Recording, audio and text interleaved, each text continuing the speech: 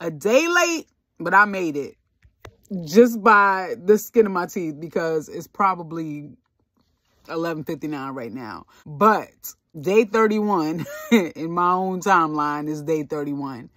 And I watched the final movie of my Halloween movie challenge. And the movie that I chose was called The Farm. And let me just tell you, that movie was sick and twisted, okay? It wasn't the type of scary movie that make you scared to go to sleep the way that clown had me freaked out in Hell House LLC.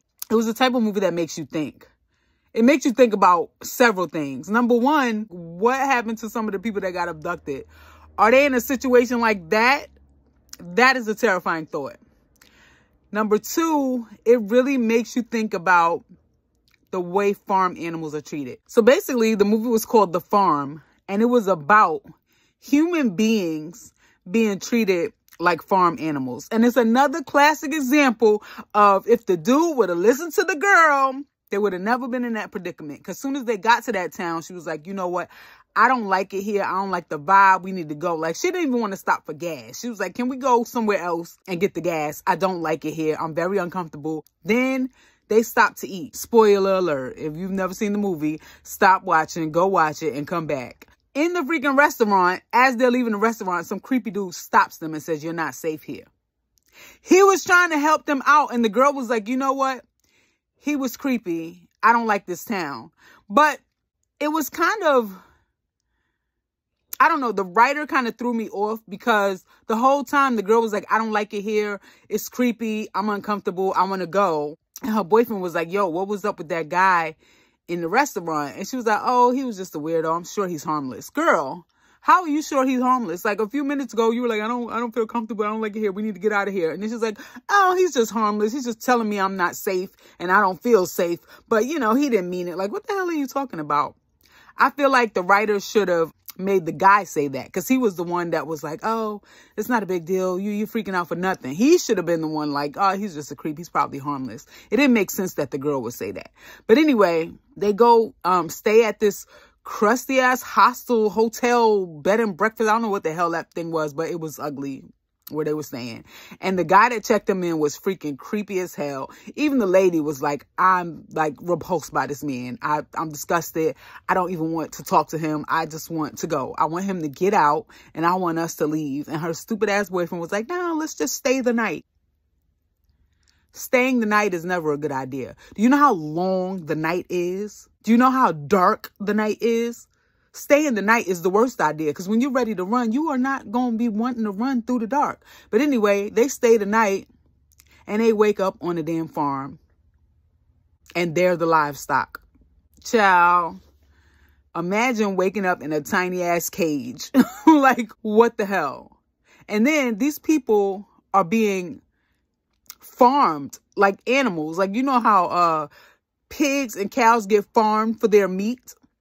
This is what's happening to these people. And it was very symbolic because all the farmers had on animal masks.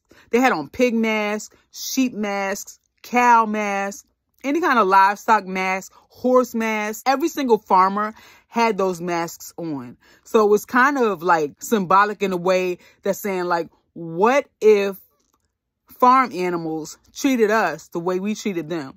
They had women locked up in cages and they were purposely impregnating them with like turkey bases or whatever they used to impregnate farm animals.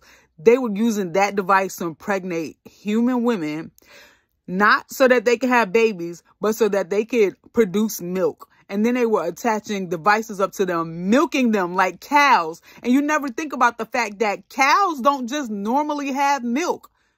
Like when you think of cows, you think of milk. Cows don't just produce milk to be producing milk. They're nursing mothers.